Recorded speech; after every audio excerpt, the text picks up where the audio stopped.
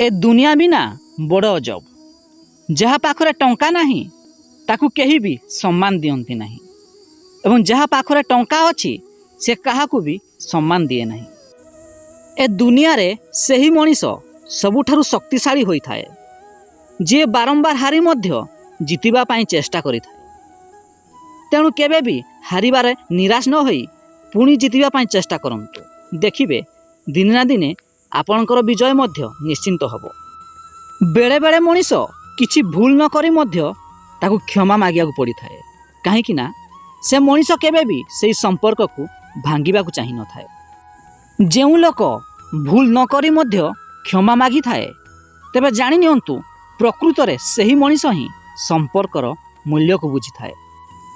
गर्व एवं अहंकार पाई ही एठी बहुत लोक निज लोक ठारू अलग हो जाउछंती।